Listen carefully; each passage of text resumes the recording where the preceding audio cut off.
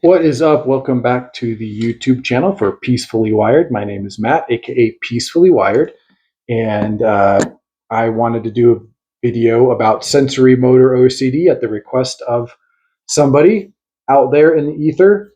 And before I continue, please like and subscribe, and please comment below. Let me know what you think about my content. What would you like me to do a video on? And I am an OCD coach, so I do one-on-one sessions. I'm also building an online platform, an OCD community that we're going to be launching real soon. So if you're interested in that or one-on-one sessions with me, please email peacefullywired@gmail.com, peacefullywired@gmail.com, and we can talk about working together, or I will put you on the waiting list to be part of our community. So sensorimotor OCD, not a theme that I've struggled with, or basically the fear.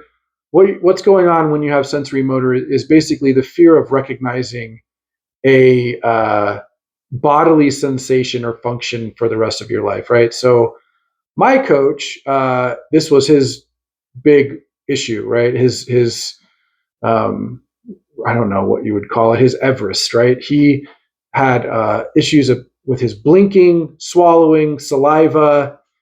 A lot of people have issues with like swallowing, tinnitus, any bodily function that you can imagine, breathing, okay, where you start to become hyper aware of it. Your hearing, right? Tinnitus is kind of in that range, the ringing in the ears, hearing something.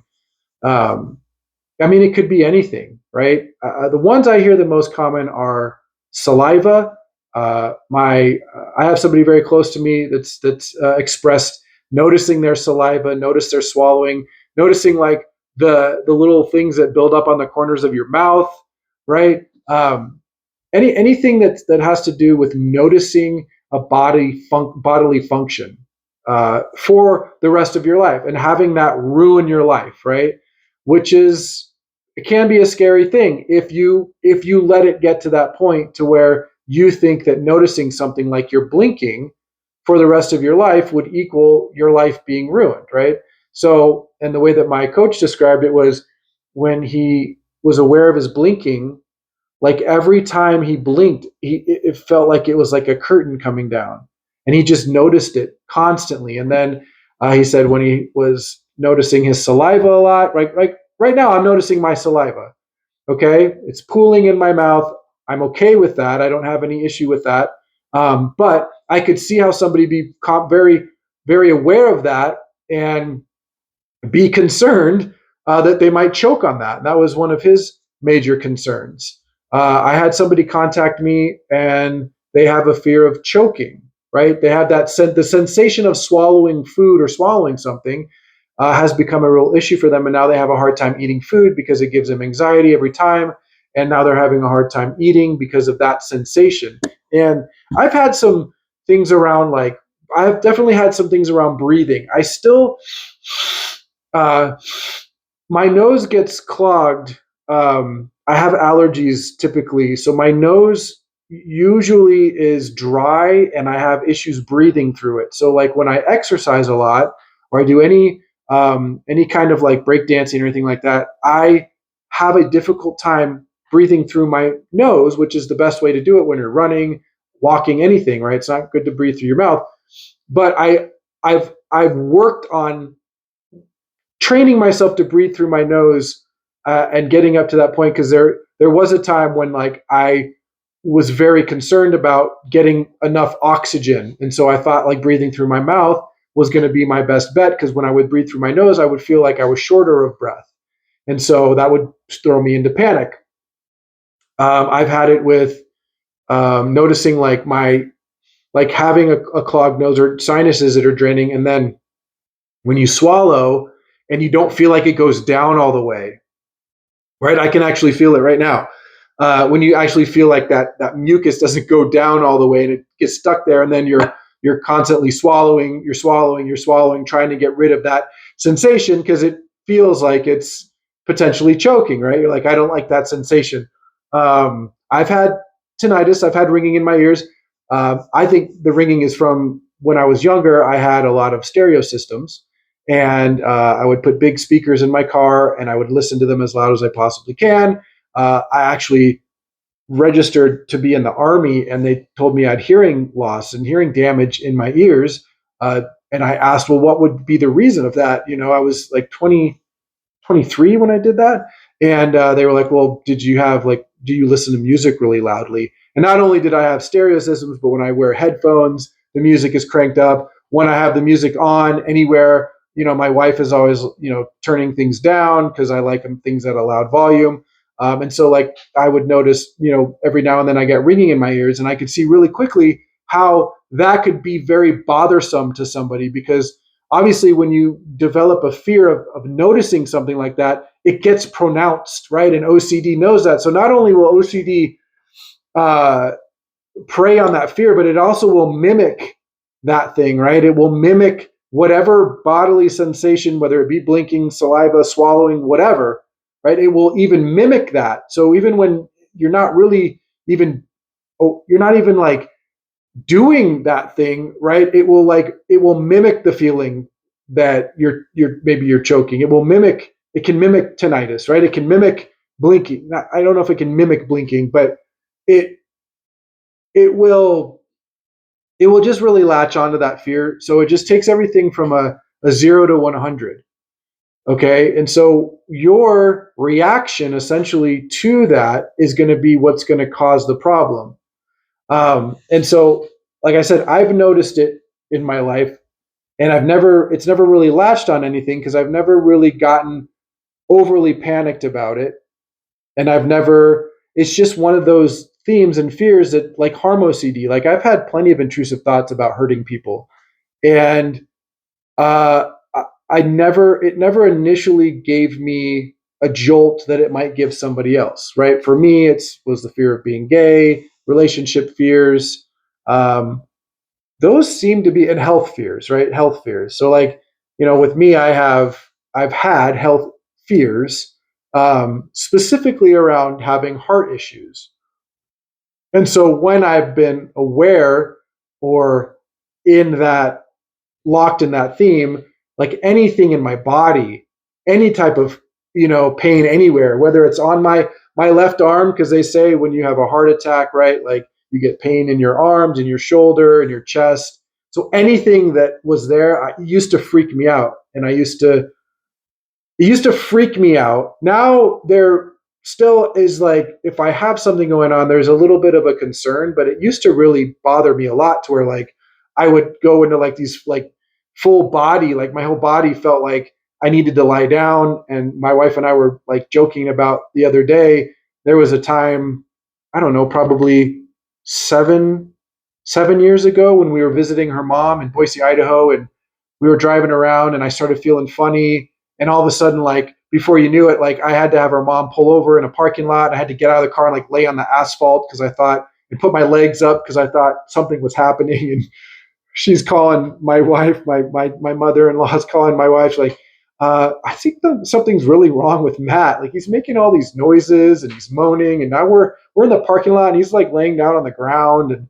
And Brandy was like, it's nothing. He's okay. This is part of what he goes through. And so she's laughing at me right now. But yeah, like, yeah, back to sensory motor. So basically with sensory motor, like you have to break down a big fear, which is noticing that thing for the rest of your life. That's what caused my coach eventually to check himself into a mental hospital, because he thought he was going crazy, right? And he's there and he's telling these people like what's going on. They're like, what? I don't even know what this is. And the person that asked me to do this video said, like, sensory motor doesn't get talked about a lot, and it doesn't. And a lot of people don't even know that it is a part of OCD. But what's really happening, a lot of it is just, what's driving it is your belief that noticing this thing for the rest of your life would be the worst thing ever, and then it would ruin your life. And the thing about it is we all blink, we all have saliva, we all swallow, we all feel all of these sensations all the time.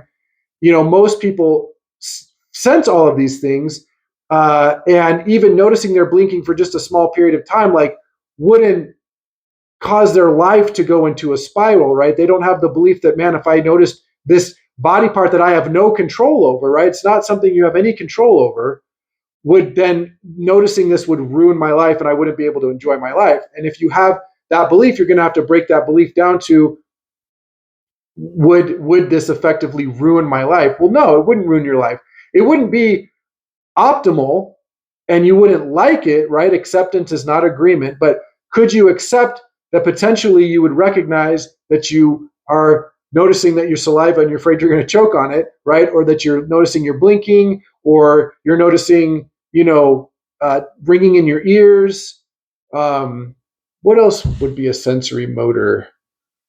Um, I mean, it could just be chewing. I mean, I feel like chewing could be that, like the sensation, and then obviously the swallowing. You might start to where you're going to bite your tongue, maybe bite your tongue off. I've chomped down on my cheeks often, chewing, right? And it could just be the fear of that, of having that sensation or biting your tongue, right? And then if you have OCD and you're starting to be aware of that, and your belief is, oh, it would be awful to bite my tongue in half, right? Or bite down on my cheek again and have that pain for an extended period of time. Because I remember the last time I did that, man, my cheek hurt for a little while, right? If you have the belief that that would be the worst thing, now you're going to be very cognizant of the chewing. It's important to chew your food, right? And to be aware of the chewing so that you don't, maybe do a couple chews and then you just swallow food whole, which some people do. I've done that in my life, to where I just shovel food in my mouth and don't take the time to chew. But if you have the belief that, that would be a really bad thing, the worst thing for you to even notice, that you have to notice you're chewing for the rest of your life, that can cause a lot of problems. So a lot of the issue is just, it lies in your belief about recognizing and paying attention to this thing for the rest of your life, that would somehow hinder your life. And so you have to break that down, right? If I noticed my saliva for the rest of my life, would it be the worst thing in the world? No, obviously I wouldn't like it. It would be interrupting my life. It would be frustrating. But could I still do all the things that I do now, right? That everyone else does? Yes, you absolutely could, because essentially it's just you noticing your saliva. Same with blinking, right? If I noticed my blinking for the rest of my life, would that ruin my life? It's not the worst thing in the world, right? You're holding this condition, a condition of, if this is going on, then I can't enjoy my life. That's a conditional acceptance of something. I have to get rid of this thing or else I can't enjoy my life, which is where a lot of problems with OCD lie, right? I need the certainty that this thing is going to go away, that I'm not going to experience this or recognize this thing, and then I'll be okay. But the opposite has to happen. You have to be okay with noticing this thing and still doing your life. And when you do that, you'll notice the fear of it goes down. And you have to break down the belief. Like, do people blink? Yes. Do people salivate? Absolutely. Do people have tinnitus? Yes. And do they still live their lives without having extreme, immense anxiety, okay, about it, and let it run their daily life? No. Right? Same with like swallowing and choking. Everybody swallows, right? There's a possibility you could choke on something, but how many people have that fear and that belief that choking would be the worst thing in the world, right? And let that ruin their life. Like, my mother-in-law was choking. We were out to dinner probably 5 years ago, 4 or 5 years ago, and she started to choke. And someone in the restaurant actually came over, gave her the Heimlich, popped it out of her. So even if you were choking on something, there's a potential that someone would be there to help you. And if not, again, accepting, if I choke on a piece of steak and that's the way I go, then that's the way I go. Effectively, I can't be aware of my chewing and my swallowing I can't be so hyper vigilant, right? And be able to see the future and have all this insight at the same time. I'm going to have to live my life at some point. And that's really the attitude that you have to have. You have to break down the fears of, are these things the worst thing in the world, right? Is dying the worst thing in the world? Well, again, we can't quantify what the worst thing in the world is. It's subjective. It's different for everybody. And for some people, dying is a sweet release and they welcome it, right? So I'm not saying we want to die, but Is it the worst thing in the world? No. And so it's all about breaking down your beliefs. It's all about your reaction to it. It's all about your reaction to your bodily functions, how you're letting them affect you, and your attitude about it ruining your life and not being able to live your life unless you get this thing to go away. So you're going to have to. The exposure for sensory motor is life, right? It is noticing these things while bringing down the reaction, while sitting with the anxiety and allowing those bodily functions to do what they're going to do without freaking out about it, right? So I hope you guys like this video. Again, my name is Matt. I'm Peacefully Wired. Please email peacefullywired@gmail.com if you're interested in working with me or being part of my OCD community that we are creating. And we'll let you guys know about that real soon. All right. See you next one. See you in the next video. See you later. Bye.